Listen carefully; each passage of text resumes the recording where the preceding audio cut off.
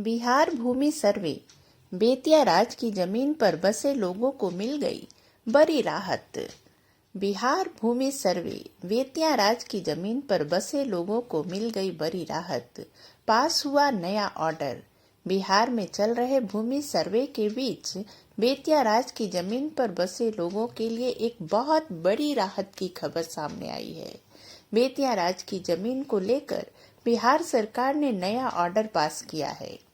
इस नए आदेश के बाद वैसे लोग जो बेतिया राज की जमीन पर बसे हुए हैं थोड़ी राहत की सांस ले सकते हैं।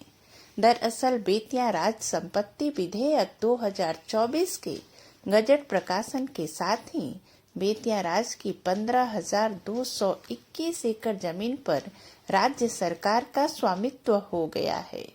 लेकिन अब सरकार ने इस मामले में एक बड़ा फैसला किया है। नमस्कार, पूनम एक प्रेरणा में आप सभी का बहुत बहुत स्वागत है। आइए जानते हैं कि बेतिया राज की जमीन को लेकर बिहार सरकार ने क्या नया ऑर्डर पास किया है।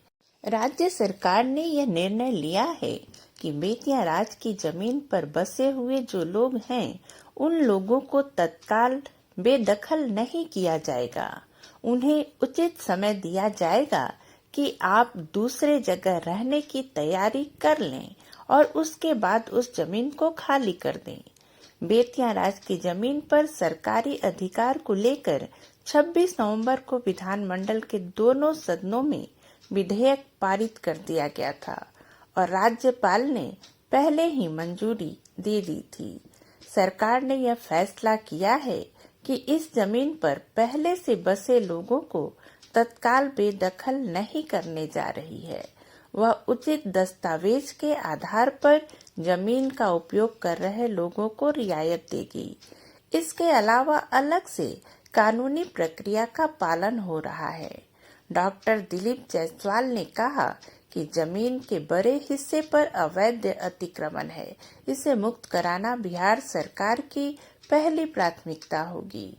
विधेयक में बेतिया राज एस्टेट की जमीन को सार्वजनिक स्वामित्व में लाने का प्रस्ताव किया गया था, जो अब कानून बन गया है।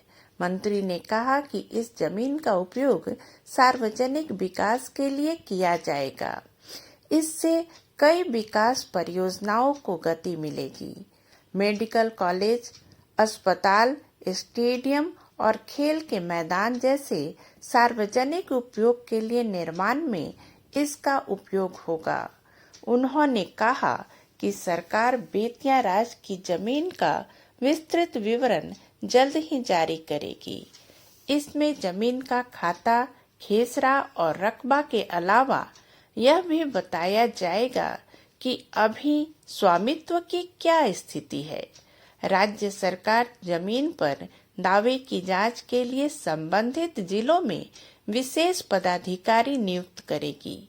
अधिसूचना जारी होने के 2 महीने के भीतर लोग विशेष पदाधिकारी के समक्ष दस्तावेजों के साथ अपना दावा पेश कर सकेंगे।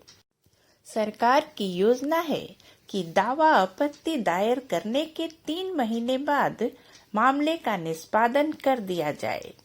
डॉक्टर जायसवाल ने स्पष्ट किया कि सरकार की मंशा किसी को बेघर करने की नहीं है। उम्मीद है यह जानकारी आपके लिए उपयोगी होगी।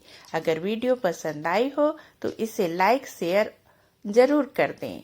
नई जानकारी के साथ हम फिर मिलते हैं अपने अगले वीडियो में।